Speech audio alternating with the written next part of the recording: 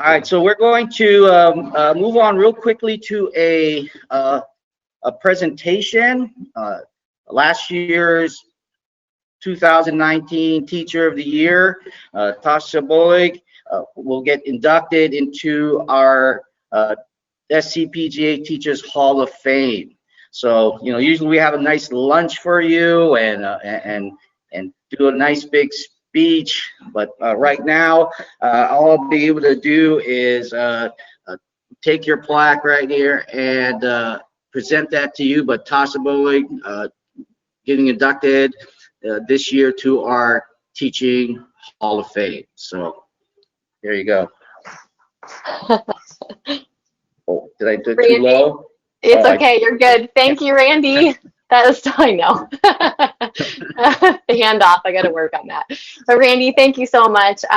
Congratulations to you on the 2020 SCPGA Teacher of the Year.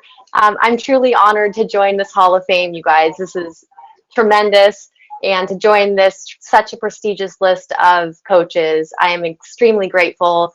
Thank you to you, Randy, the teaching committee, everyone at the SCPGA, and thank you for this one. It's going on the wall. Congratulations, Tasha. Thank you. Okay, so what we're going to do, I believe we're going to get into you, Tasha, and your presentation today. I know you've got some very neat things that will help us, find the cues and how our students learn the best. All right, so the floor is yours. Well, thank you, Randy. Good morning, everyone. I am super honored to be here with you today. And just a quick thank you to Jamie Mulligan, Randy Chang for making this summit happen, to Travis Matthew for sponsoring us, and to everyone at the SCPGA, but especially Tom and Nikki and Bryce and everything you guys have done behind the scenes. So thank you. What we're going to talk about today is how to figure out your student. But a quick little bit about me. I'm originally from Los Angeles. I played collegiate golf at Washington State University, followed by some mini tour golf. I got into the golf business and I have been coaching for 15 years. And my favorite part about being a coach is just figuring out people. I absolutely love to figure out them and customize their experience. And that is truly my favorite part about being a coach.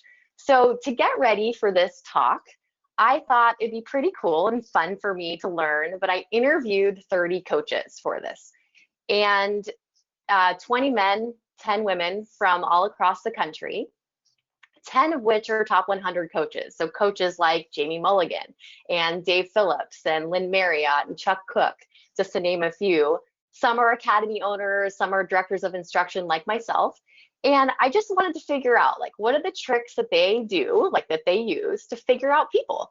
And what are some strategies that they use to help them improve? So this talk is not going to be a technical one, but everything you're going to learn today is going to improve your teaching business and that you can implement tomorrow. So this slide is exactly where I want to start, which is the ideal versus the reality. So look, in every seminar that I've ever attended, and this summit included, I am blown away at the talent of the coaches in our industry. Like yesterday, amazing, and Rick this morning, and we're going to hear from Randy and Bob, and I'm always so blown away by the stories and the experiences. But I have to say, I do get a little jealous of the time that they get to spend with their students. And they're really getting to spend a lot of quality time assessing them and getting to know them. And I think there's a big reality for most of us that we're only getting to spend 30 minutes with someone. We don't really get that much time to figure them out, right? So we've got that 30-minute lesson and the next person's waiting for their turn, and we have to do our best in a short period of time. So that's what we're here to talk about today, how to make the biggest impact in a short period of time. So in the next slide, I want to share with you why I'm so passionate about this. And this is my own cautionary tale, if you will. So I started playing golf relatively late at 13. And I played other sports, so I caught on pretty quickly. And when I got more serious about playing, my parents said, okay, we're going to find you a top coach. So they go in a magazine, they find a name, and we drove 3 hours in traffic, and I got to the lesson, quick introduction. The teacher asked me, or the teacher told me, excuse me, like all the junior golfers that he works with. And then he asked me, who is your favorite LPGA Tour player? And I didn't have an answer, but I think I remembered Kelly Robbins because she had won the week before, and I just blurted her name out. So that's who's in the picture here. So I said, Kelly Robbins. And he said, perfect. You're tall and she's tall. Let's come over here and go hit some golf balls. So I proceeded to hit golf balls next to that fence for an hour. And I did that a lot of times. And I got really good at an upright golf swing and a very lousy over the top move that I still fight. So, okay, maybe I don't blame him for the over the top move, but I had this experience of getting put in a box and having a teacher that really didn't get to know me. And I may have needed to learn an upright golf swing, but he never took the time to find out. And I promised myself that when I became a coach, I would never do that. I would always try to get to know people. I would always try to figure them out. And I didn't like the way that felt, and I didn't want to have other people feel the same. So how I kind of look at getting to know the golfer and the person is obviously we have our X's and O's, and that's the most important thing. If Randy makes a grip change on a student, that's the X's and O's, and that's the most important thing. That's what that student is there to get. You know, they want to get their slice fixed. But if we can look at each golfer like they are a piece of clay, and that clay, we're looking at their characteristics, like the density of the clay and the size of the clay and the weight and the texture, we are ultimately going to make a better sculpture. And that's what we're here to talk about today, is getting to know the golfer and the person. And what we're talking about here, Lynn Marriott had a great way of saying it. She said, I take a very wide angled lens approach when I look at every person. And that is called cueing. The ability to look at cues and figure out what's going on and then put it into action. So let's start on the next slide by defining cues. So I don't need to get into the definition here, you can all read this, but I've come up with my own cue. We're going to use the cue IRA or IRA for the information that you're picking up at a lesson about the person, about the golfer, the retrieval of that information, and then how to put a plan into action. So you can all see some pictures of some cues in action. My husband, who's from Minnesota, shared with me the hockey example where you're disguising cues by taping a stick with black tape to hide the angle of the stick for the goalie and the defenseman. That's Bobby Fischer playing chess. I think he was pretty good at finding cues. Jessica Korda and her caddy, of course, we've all seen that image of a player and their caddy getting to pick up a lot of information. And of course, Tom Brady, who I have to say still looks a little funny in that uniform, but what is he doing? He's picking up cues. He is looking at the defensive scheme. He's seeing how the linebackers are positioned, and any information that he is able to pick up is getting to retrieve in his brain years of experience of finding patterns so that he can put all those patterns into action so he can call the right play. And that's what we're going to talk about for us as coaches. So on the next slide, we are going to talk about the IRA for the coach. So for us, how do we figure out our student? So this next slide is going to be, we're going to spend a lot of time here. So after this first part, so Bryce, let's head to the next slide. Cool. Okay, so we're going to spend quite a bit of time here. And I want to ask our audience to help me out. I want to know from all of you, and I also want to know from Randy and Bob, all of the information that you're able to pick up before a lesson begins, in the first 5 minutes, if you have any open-ended questions that you use to figure out your students in a faster period of time. So how quickly can we gather information to figure out people? So you have a menu section on the right side of your screen, and there should be a little questions, comments section that Nikki Gatch is going to be monitoring. If you're up for it, go ahead and share a cue. Like if you look at the emails and the phone calls of your student, and that tells you a lot of information, go ahead and put that in there. And then we're going to compile a list of all of these fun cues and tricks that we use, and we're going to put it on the SCPGA website in the forum section where we have teachers teaching teachers, and we're going to have this available to you. So let me run through some of my examples, and then I would love to have Randy and Bob weigh in with some of the different cues that they look for. So in the first, before the lesson begins, this is a really important part of when we're trying to figure them out. So the communication, like I just mentioned, what are their emails like, and the phone calls and the text messages? Is there a certain tone that we're picking up? Do they get there an hour early to warm up, or do they show up 5 minutes late? And look, like maybe they just got stuck in traffic, but it might tell us something about them. Did you overhear any range conversations that were interesting? And when they were walking over, did they have some C posture and they're real rounded in the way they're walking over? If you have C posture on a guy walking over, and then you see wear marks in his glove in the palm, what might you kind of pick up? Like, okay, he might have a weak grip. He probably has trouble with the length of his swing because he's super, rounded. So he might be more restricted. All of that you can figure out before the lesson even begins. And look, what are they wearing? Is one like super disheveled and his shirt untucked, or is he real buttoned up and he's super neat in appearance? All of that information is really important to pick up so we can start to get a pattern of who we have in front of us. In the first 5 minutes, we might gather some background information. A lot of the coaches yesterday, and Rick was talking about his assessment, the types of clubs they play. One of the tricks that I use in my lessons is I never suggest a golf club for the student to hit unless it's a brand new player.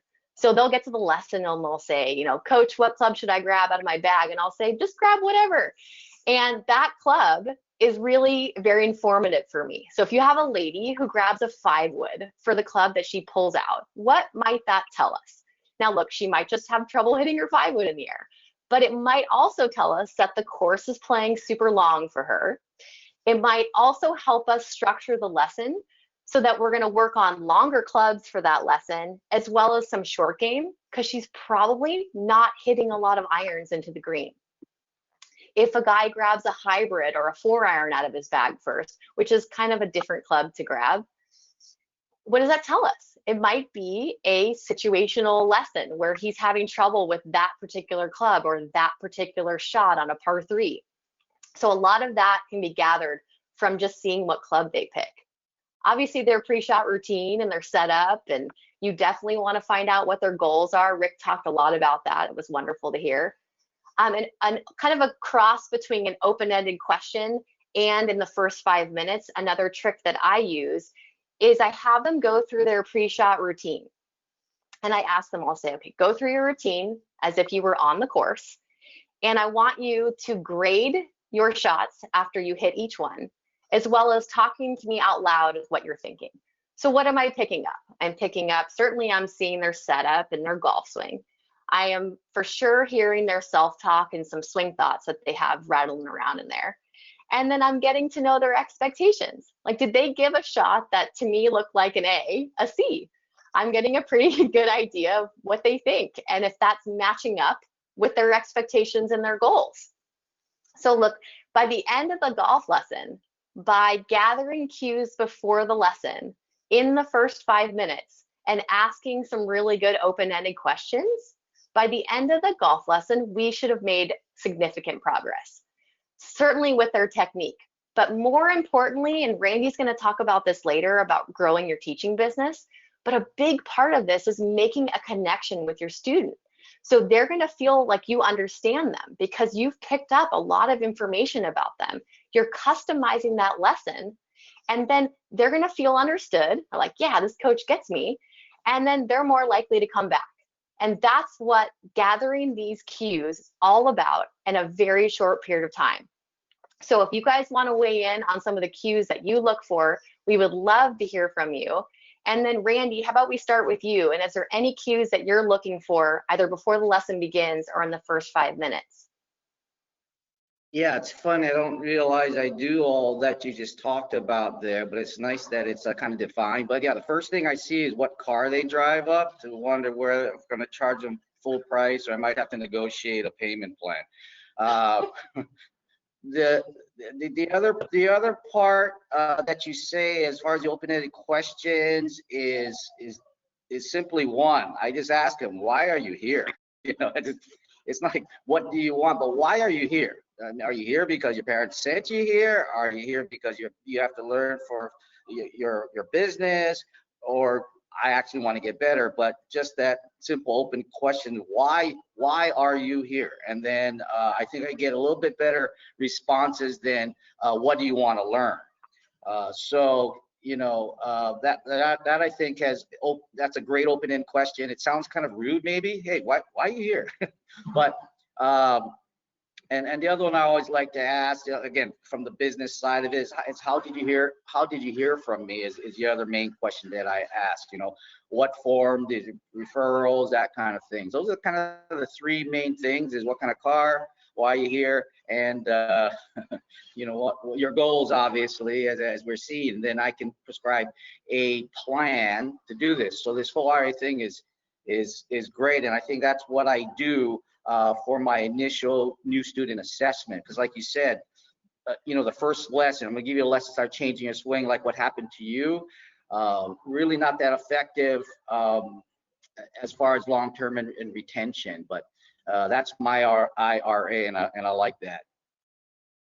Love that. Bob, how about you?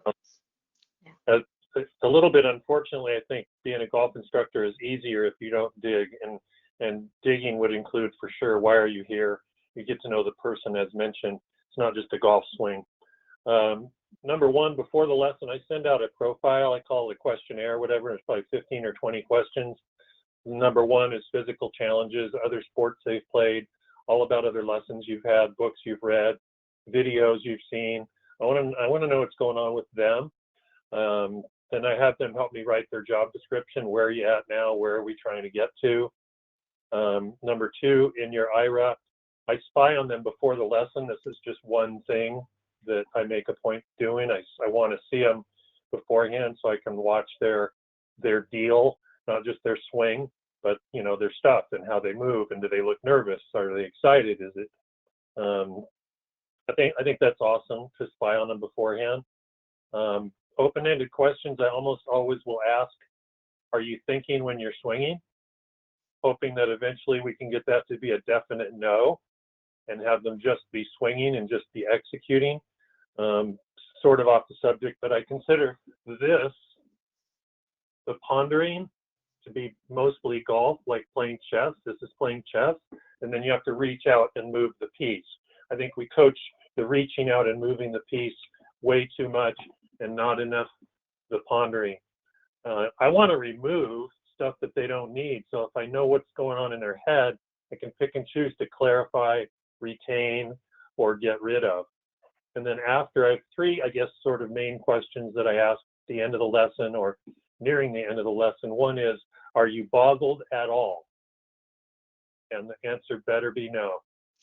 Are you boggled at all? Are you happy? And the answer better be yes.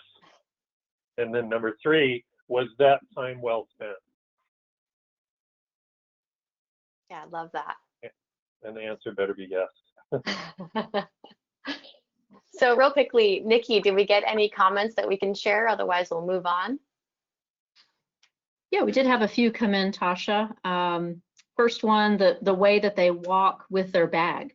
You can tell their flexibility and their athleticism. Another one is, I always ask for their favorite shot. So their answer is very, very telling. If it's bombing drivers, we'll have a lot of work to do. If it's a mid-range wedge shot or short game, they're more of a player, and pretty reliable results for that. And then we had one more. In the first 5 minutes, I try to gauge what brought them to the lesson. So very similar to what Randy was saying. Are they there just for a tune-up? Did they come to work on an individual aspect of their game? Or are they there because they've hit a wall and consider it an emergency? I feel their specific reason for booking time with me is critical to immediately establishing a plan to meet their needs. So those were just a few that were submitted. That was great. And you guys can continue to submit those throughout the talk, and then we'll compile a nice list and we'll put it on the site. Okay, love that. All right, so let's move into the R of the IRA for the coach. So this is the retrieval of the information. So on the next slide, we're going to cover that.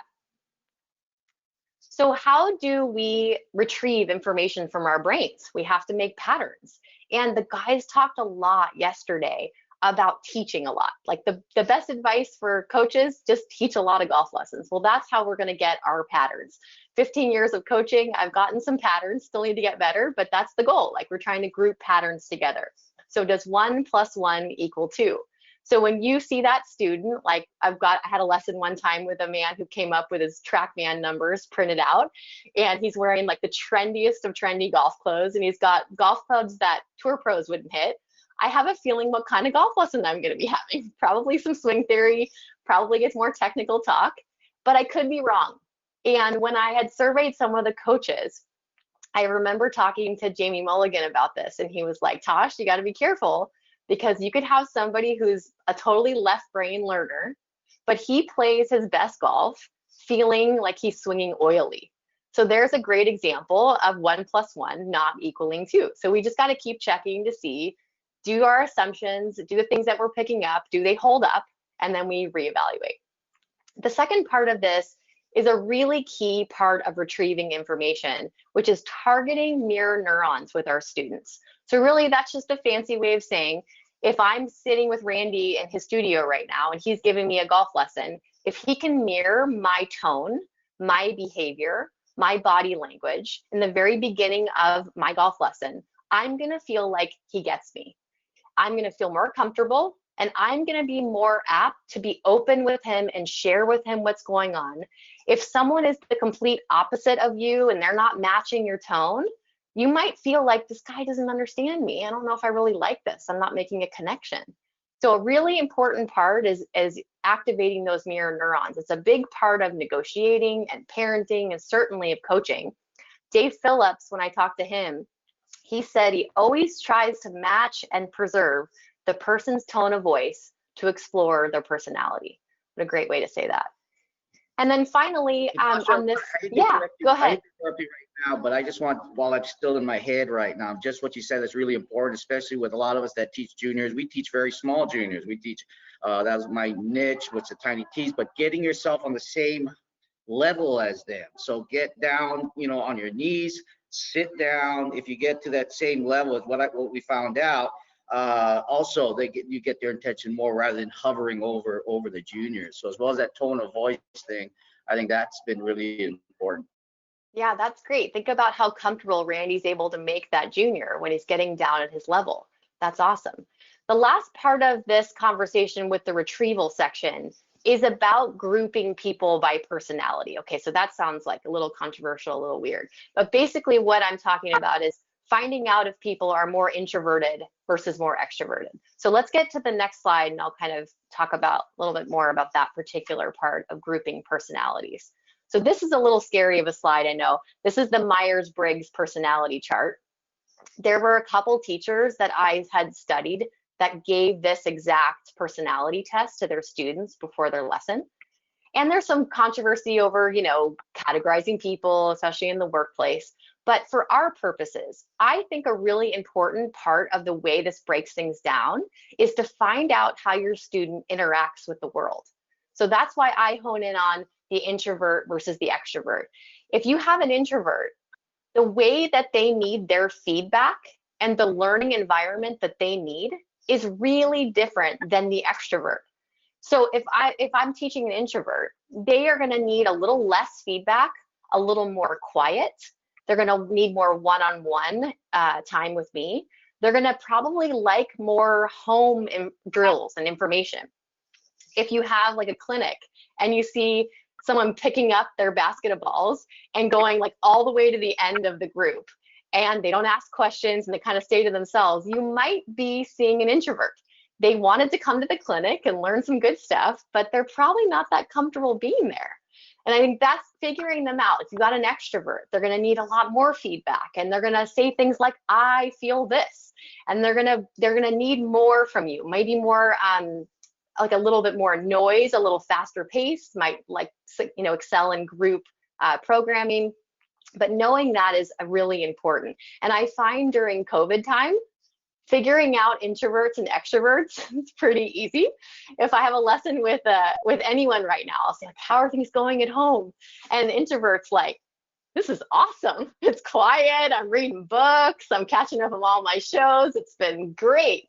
And the extrovert's like, get me out of my house. I need a concert. I need to go to every restaurant. Like, they're dying right now.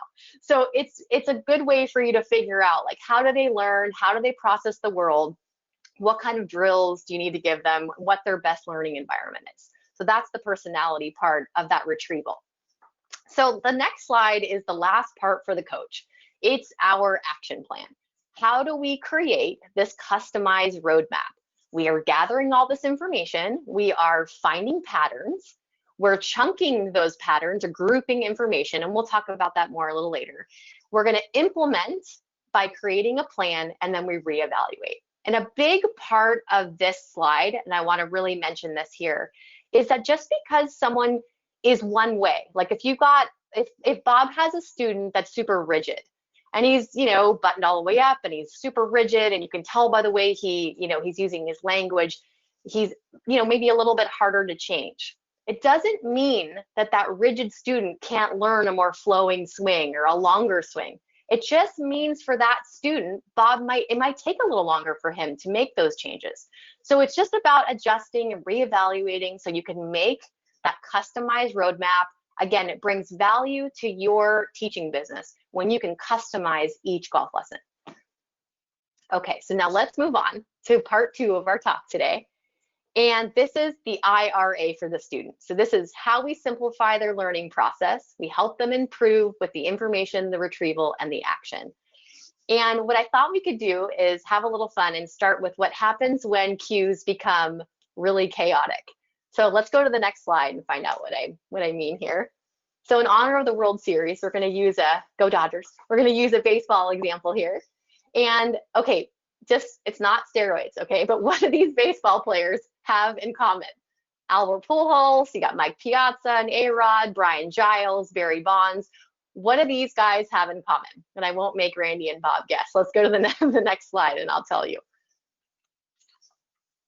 Jenny Finch, Team USA pitcher, Olympic gold medalist, and she struck all these guys out at the 2004 Pepsi All-Star softball game, along with the rest of the teams. I think she gave off like one foul ball. That was it. Pretty amazing. Pretty amazing. Okay, so on the next slide, how did she do this? So how does someone who throws 60 to 65 miles per hour strike out the world's best home run hitters? You guys want to guess? Anybody? What do you think, Randy, Bob? Picking up on their cues. There you go. Yeah, so let's go to the next slide. Yeah, go ahead. I know that 60 to 65 mile per hour strike is really like over 100 when they're in the real time, right? Isn't that right? It's going pretty fast. But yeah, that's exactly picking right. up the cues on their twitches and knowing their backgrounds probably helps that. That's right. So let's go to this slide, and this is the answer. So of course, arm angles, right? They're used to seeing the ball coming from up here, and now they're seeing this big windmill motion with the ball coming at the hip. The speed of the pitch is definitely different, and the speed of the game is different. And then the big one, right? The pressure to not strike out. Like, I don't want to strike out this girl. I don't want to do that, embarrass myself. So look, the removal of cues creates complete chaos in processing. So baseball players, they don't have faster reaction times. What makes elite players better is that they are better at grouping more patterns together. So where the ball is coming from, the position of the pitcher, the shifts in the field, all of that information they're gathering very quickly so that they can kind of figure out what's going to happen. And Jenny stripped them of all of that. That situation totally threw them, it jumbled everything, and it created chaos in processing. So imagine what's going on with all our golfers in their first club tournament, or that beginner golfer when they're just getting on the golf course, and how much chaos they must be experiencing. So it's our job as instructors and coaches to find methods to create, we can try to create some chaos in our practices, but give them what they need so that they can learn without all the chaos. So it might be your beginner golfer, you take them on the course and they hit off of tees in the fairway, so they don't have to think about their swing as much, so they can pick up all the other cues. And it might be taking flag sticks out for them, so that they have less to think about. They're just trying to hit the center of the green. They're not worried about what's going on. That way they can pick up those couple cues that they can handle, and they're not getting complete chaos when they're trying to learn. So in the next slide, we're going to get into the information part of teaching that student. So we don't have to spend too much time here. Like I was mentioning, if Randy's working on a grip change, that's the correction. So that's just what we're seeing, and it should be relevant to their goal. So if, going back to Randy for an example, if he has a student that comes to him and says, I have a slice, fix my slice, and he notices a really weak grip, then he's going to fix that slice, of course. But to make it relevant and having a thread that runs through the whole lesson, he's going to fix the grip with all the clubs, and he's going to fix the grip with short game, and possibly with bunker shots, and anything else that he can do to stay on task and keep it relevant. And now that person really feels like, wow, he totally heard me. He fixed my slice with my whole game. That's how you keep it relevant to their shared goals. And then the last part of this is giving the information in a logical and sequential order. So let's move to the next slide. And I'm going to go into more of this, but I will not have the guys do this because this is like so jumbled to read. Okay, so let's read scenario 1. I'm going to do this. People, so, when, words, in easier 20, are golf, remember, to, given, about, they, sequence, chunk, can, are, much, information. Blech. Okay, what did we just say? 20 words about golf are much easier to remember when they are given in sequence so people can chunk information. So what am I saying here? We're talking about giving information in a logical way. And I'm going to mention later in the talk a really great book called Range. And the author mentioned a study with chess players. And he took elite chess players and he took average ones. And he showed them a sentence of 20 words like this on a screen and flashed it on the screen for a few seconds. The elite chess players were able to chunk more words in the sentence, remember more words than the average ones. But they both groups were able to remember things from the sentence. The minute the same researcher jumbled up the cues and mixed up the sentences, they all perform the same and they all perform poorly. So when we're giving things out of order, like if we give a downswing thought before we change a grip, or if we're taking them on the course and we're starting them in a weird place, they're not able to put things in order, and it makes it really hard to learn. So if elite can become ordinary when cues are out of order, what's happening to our brand new golfer? What's happening to our average player? So that's the real point of that sequential learning. I'd like to move to the next slide, and this is about the retrieval. So this is the teaching hacks. These are everything that we do as coaches to get that golfer to be able to remember information, group the information, and retrieve it when they need it. So we just talked about sequence. We talked about the order of play and putting things in the right order for them to learn. I really want to touch on language. Language is a really big one. So using things like alliteration, like tilt and turn, using those T's to help them remember, or acronyms, like I'm using the acronym IRA, but it could be GPA for grip, posture, and alignment, and using matching language. One of my my favorite articles that I've read recently, and this was I think back in May in Golf Digest, Jamie Mulligan was featured in an article about Patrick Cantlay. And a big part of the article that I pulled from was the language part. Jamie has all these really neat custom words for things. What an incredible gift to give your student to customize language so they can learn more efficiently. That is so neat. And so if they're using certain words in the lesson, use those words too. It'll help them recall the information. And then lastly, chunking, grouping phrases together, concepts together. So when I talk to, there's a director of instruction that I spoke to, and for her beginner clinics, she'll say when they go on the course and they're learning about the different types of grass, she'll say, in the rough, be tough. So rough, tough. That's grouping two concepts together, right? It's telling those beginner golfers that when they get in the rough, they got to swing hard. Or if it's Bob giving a lesson to someone and he's working on a slow turn, he's grouping slow turn together. So they feel like, okay, they're just doing one thing. But they're really doing two big things. They're working on tempo and they're working on their rotation. I know you might not have given that phrase, but but it's the chunking of the information to help us retrieve it, help the students retrieve it when they need it, and it's our teaching hacks that we're coming up with. So I'd like to just stop here and have Randy and Bob weigh in. Do you guys have anything that you use as coaches to retrieve the information? So Bob, do you want to start? Yes. Thank you. So I just thought of one. So if I want the person to move faster, which is way more often than I ask anybody to slow down, I might say, let's go. While they're over the ball, let's go. Because I want them to take less time and I want them to move into the backswing faster and get some momentum going and get that instrument swinging right from the start. That's just one off the top of my head. Is that right? Yeah, absolutely. Let's go. Yeah, let's go. It's telling them what you want. Plus, like when they're on their own, they might use that, like they might give that as far as a self-talk cue for themselves. Like get out of the cart, they grab the club, let's go. Like it gives them a good way to do what you're asking. And I'm going to learn something here because I don't know at what point is it too long, but you know, one would be free it up and let it go. Absolutely. Randy, how about you? Yeah, I do a lot of this, so it's really cool listening to you, and there's definitely a consistency with everybody that we have heard as far as, yeah, that's good, I do that, and confirms, you know, that like you say, this studies that you do means a lot. So our acronym in SURF of what we're going to do show. In fact, everything's going to probably be relating back to this this talk again.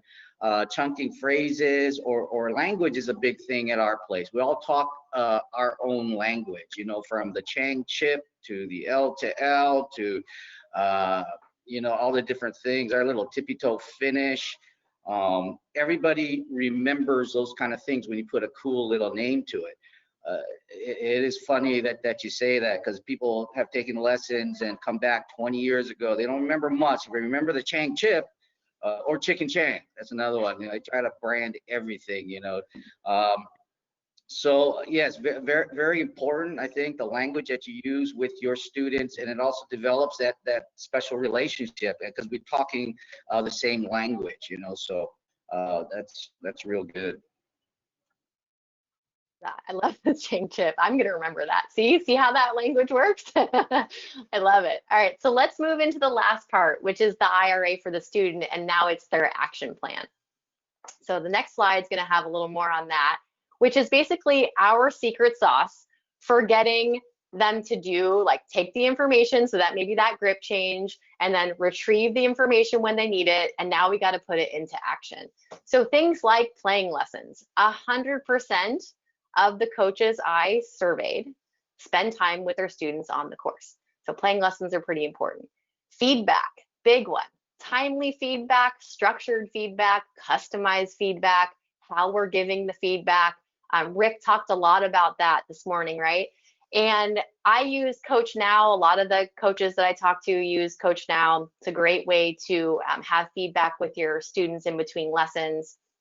And a big one was, or I guess two concepts would be more like self-discovery and then adding pressure to the practices. So those were kind of the two other ones that I heard from the teachers that I surveyed. Tasha, and I want to, yeah.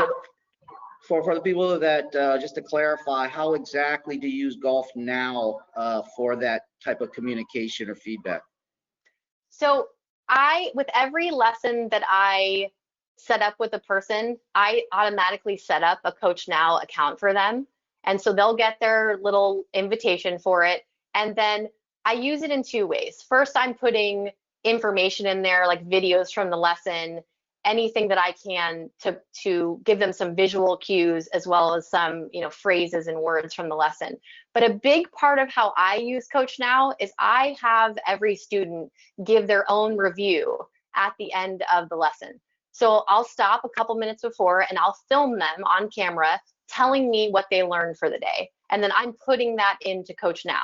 And I think that's a big part of, first of all, did I do my job? Did they understand the lesson? Did I make it clear enough? But also, if they're saying it, they are going to own it.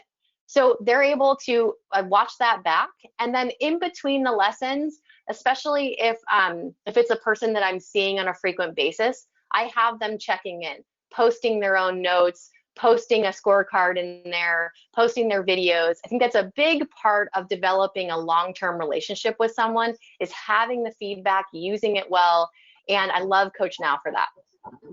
Is there what's the cost for something like that for the people that are out there? Is it pretty expensive to use this platform? You know what? No, I mean, I think I'm paying like $30 a month. I think that's what I'm paying. If I could be wrong about that, it might be more, but it's huge to have that. I mean, honestly, that's the best service that I've brought to my golf lessons. Yeah, so let's move into the last part of the secret sauce. Actually, you know what? If I can try, that's fine, Bryce, we're good. Let's talk a little bit about the adding pressure part. So a lot of the coaches talked about adding pressure. And why I asked Rick the question I was asking earlier, I'm just so fascinated by getting the person to be okay with failing, and like getting the person to be okay with making mistakes, and how, of course, as coaches, we're going to try to put the wheels back on and help them so that their cues aren't in chaos. And I have a great quote that I want to read to you. I don't want to butcher it, so I'm going to read it. But there is a great podcast that I'll mention on the next slide, that his name is Dr. Michael Gervais. He is a sports psychologist. He works with the Seattle Seahawks, and it's my favorite podcast called Finding Mastery.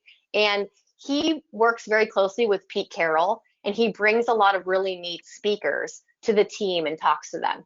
And I believe you can find this on YouTube, but there's a violinist that spoke to the Seattle Seahawks about mistakes and pressure. And he said, a technical mistake is nothing in comparison to the true purpose of what you do.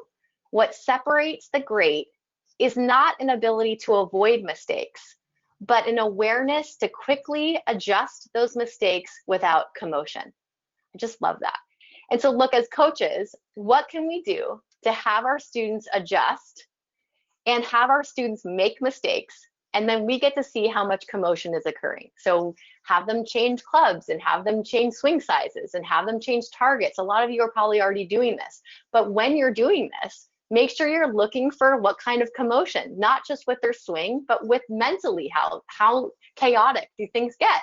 And then you're helping them to learn how to put the wheels back on. So what you see in front of you is the results of my little impromptu study. So I mentioned the 100% of them spend time on the course and they utilize cueing. 85% do physical screens, 90% do a formal interview. Chuck Cook, who was super generous with his time, he took me through his questionnaire that he gives all his students, and boy, is it detailed. What information he gathers from his students, so that's pretty neat. And then just a few other ones that I think were pretty cool. Jamie calls everything reads, and he obviously spends a lot of time with people. You really get to know about a person when they're in strife. That's a big one I got from a lot of the coaches. Adding pressure to their practices. And something I already do, but I thought it was neat to hear, is just reviews from the student to be in their own words. I think that's a big part of cementing that process and really getting them to know, like, not only are you building that long-term relationship, but you're really figuring out, like, did I get my point across today? So let's move on to the last slide, and I promise we'll wrap things up here. But look, the entire discussion that we're having here is the ability to figure out your golfer and how to customize their experience. So when you allow yourself to wear a number of hats, even though the golfer is the owner of their game, you become the CEO. So you're the teacher that fixes them, and you're the life coach that really gets them, and you're the coach that's taking an all-encompassing look at their game, and you're able to fix them, and it's going to bring value to your teaching business. And all of these things you can do tomorrow. So I really hope that this helps you in bringing some different elements to your coaching. If you want to learn more, I listed on here the Teachers Forum on the SCPGA website, which we can include some of those cues that we talked about earlier. some of the books that I just love. I should definitely have mentioned Vision 54 and Lynn and Pia. I completely forgot to put them on here, so I apologize. And then that podcast, pretty much every single conversation is amazing by Dr. Michael Gervais, Finding Mastery. And then love some of these other, books and email lists and all. But I appreciate your time. Thank you guys so much for having me. And Randy and Bob, if you have anything else to weigh in, but I promise you won't have to hear from me anymore. You're good. No, that was great. That was really a lot of great information, and a lot of it, like for many, maybe some new things that they can learn by. I've already picked up two, three things already that I am going to start practicing as well. I'm definitely going to steal your IRA for sure. The other thing was, do you feel like in your business, do you specialize in any niche market of the golf business? I don't think I specialize necessarily. I enjoy teaching beginner golfers, new golfers, the higher handicap. I like to create a welcoming environment. I think this is all part of doing that, is really customizing the approach. So I think what I specialize in is figuring people out. And I specialize in making a custom approach, which is why I wanted to talk to you about it today. And I think that can apply to any golfer, but that's what I want to try to do the best as a coach. Another question is, how do you do that when you get a group lesson, when you have all these people? You just have to be real good at it? Because if you got 6 people coming at the same time, how do you deal with that group session? Yeah, it's a great question. So with group clinics and those scenarios, I think it's really important that you reach out to each person before the clinic starts, and you give them maybe a little itinerary of the day, and you also just find out some of their expectations. So asking some good questions in the emails and in the phone calls of the people before it even starts, you're getting a lot of information from them before the clinic begins.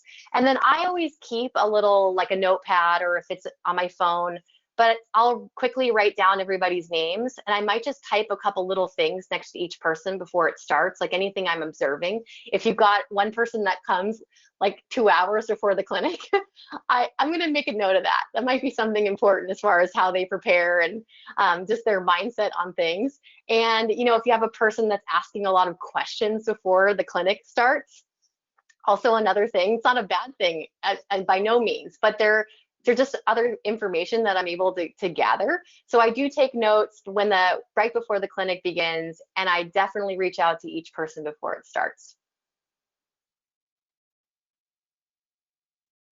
Tasha, there was one question that came in regarding Coach Now. Is there a limit to how many students you can use with that? Yeah, no limit. And it's completely free for the student. Thank you. It's completely free to the student, and I think it really adds a lot of value to your lessons.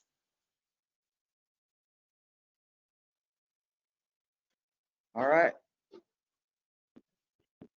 Bob, you all clear with everything? I just want to say thank you on behalf of the section and behalf of the teaching committee. Really well done, super enthusiastic, well delivered, clear, and I can't wait to get to work tomorrow so I can be better because of you, Tasha. Thank you. Thanks, Bob. That's so nice. Thanks, Tasha. So we will be taking a short break. I'm sorry for the background noise that you hear right now. My new studio is next to the childcare part of the gym. But anyways, we're going to take a quick 5-minute break. We'll be back at 10:45 to get started with listen to hear the great things that Bob has been doing down in San Diego. So quick 5-minute break, and we'll be back.